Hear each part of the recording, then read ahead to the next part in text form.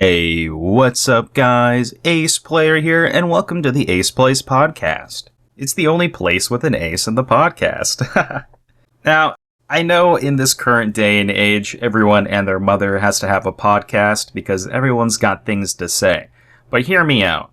Believe it or not, I've actually done a lot more things than just what's on my YouTube channel. Many of you guys may not be brushed up on your Ace Player history, and that's perfectly okay. Honestly, it'd be kinda weird if you did know everything about me. This also goes without saying, but a lot of people just like listening to my voice. And I like talking, so you're in luck. I do a lot of things, and I have a lot of thought processes behind it, but a lot of people don't really get to see that part, because I just do the thing. So this is also another outlet for me to discuss what I'm up to and why. Now, I've been working on a lot of projects since graduating, fitting out the resume and the portfolio and coding and all that. But I've also been cranking my Stick War 2 mod, the Chaos Empire campaign. I just released a trailer for the newest update that is coming soon, and let me tell you, this is definitely one of the best updates I've ever made.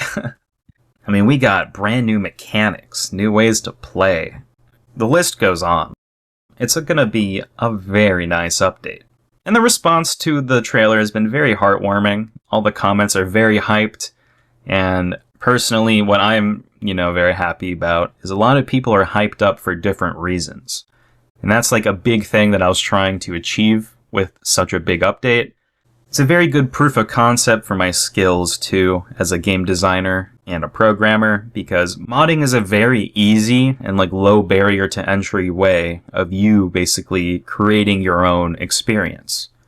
You can take a completed game and basically treat it like a big sandbox and fiddle around with different things and explore all the intricate systems that make things work and intertwine your own to make even more crazy systems.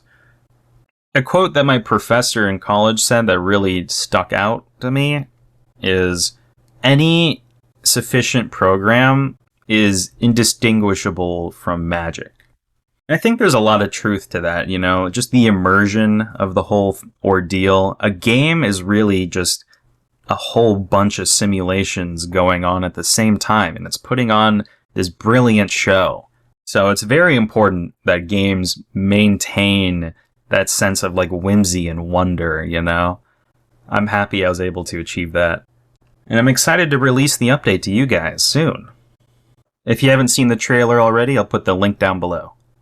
Aside from the Flash game modding, another really big undertaking that I've been up to is my website, aceplayer.com, the Ace Plays. So, originally it opened up as a Stick War fan site, the ultimate Stick War fan site, in fact. And it had all sorts of awesome features and ways to interact with the community, and it was a very great time. But unfortunately, a Stick War fan site is only as good as its most recent Stick War, which so far has kind of been missing the mark for a lot of people. This kind of left me in a spot where I was stuck with what I had, or I had to pivot. So, I took the deep dive in and decided to pivot my website. Now, I still love Stick War, and there's still all sorts of Stick War stuff on there, but a new passion of mine is now front and center: Flash game preservation. I'm a big fan of Flash games, and they shaped my childhood tremendously, including the original Stick War, but also all sorts of other ones too. And with the shutdown of Flash, games can't really be played on the browser anymore unless you go through some methods, such as downloading browser extensions and all that. All these methods are well and good, but in my opinion, the tried and true is the best, and the most permanent. Download the file and run it on your computer. With preservation, I feel like we're faced with this dilemma where everyone doesn't want to lose information, but nobody wants to archive it either.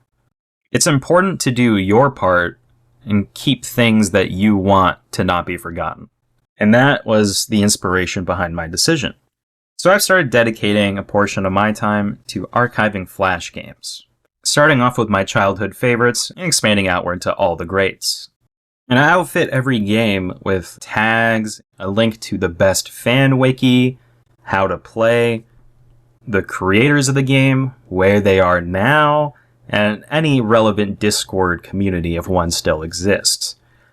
I found that one of these developers that made a Flash game now works at Google, like as one of the managers. That's insane.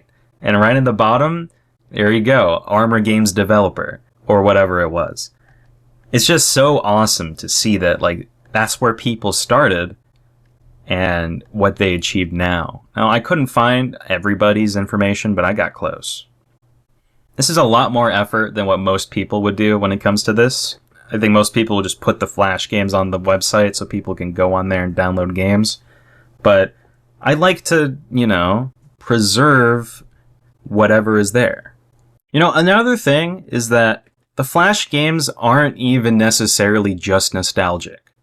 There are kids who still exist that haven't had the opportunity to play these awesome games that we got to play as a kid.